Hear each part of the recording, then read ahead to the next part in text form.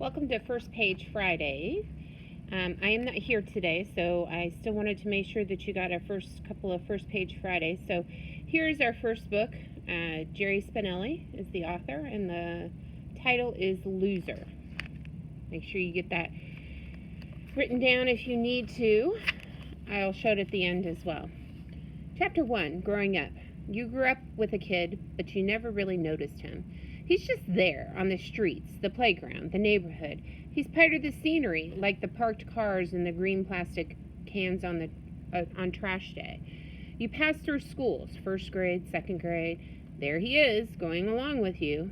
You're not friends. You're not enemies. You just cross paths now and then.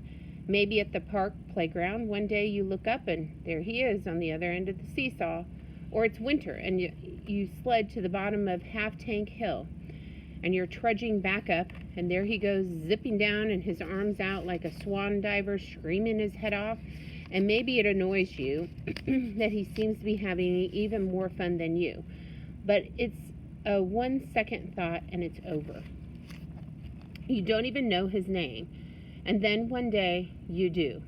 You hear someone say a name, and somehow you just know that's the name it belongs to. That's the kid, Zinkoff. Chapter 2, The Bright Side, The Bright Wide World. He's one of the new leader boys tossed up by his brick and hoagie town 10 miles by trolley from a city of 1 million.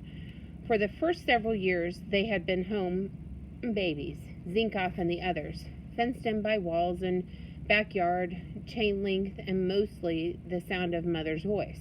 Then comes the day when they stand alone on their front steps, blinking and warming in the sun like pups of a new creation. At first, Zinkoff shades his eyes. Then he lowers his hand. He squints into the sun, tries to outstare the sun, turns away, thrilled and laughing. He reaches back to touch the door. It is something he will never do again. In his ears echo the 1,000 warnings of his mother. Don't cross the street. There are no constraints. Not a fence in sight, no grown-up hands to hold, nothing but the bright, wide world in front of him. He lands on the sidewalk with both feet and takes off.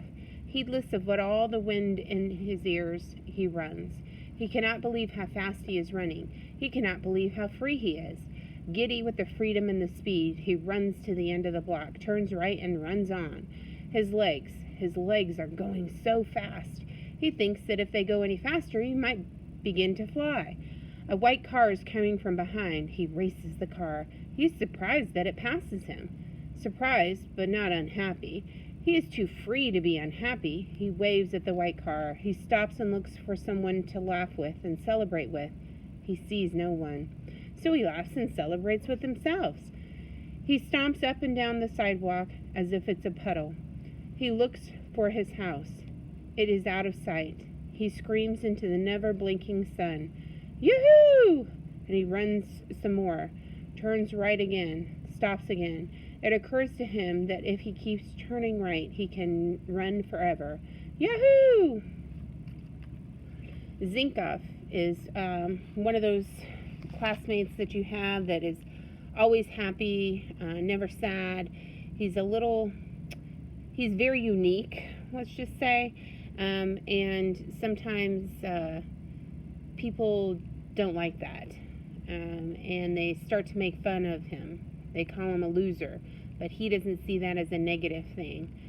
And there's some twists and turns in this book, and he turns out to be a hero at some points, but it makes you really think about humanity and what would you do in that situation, because we've all had classmates like this.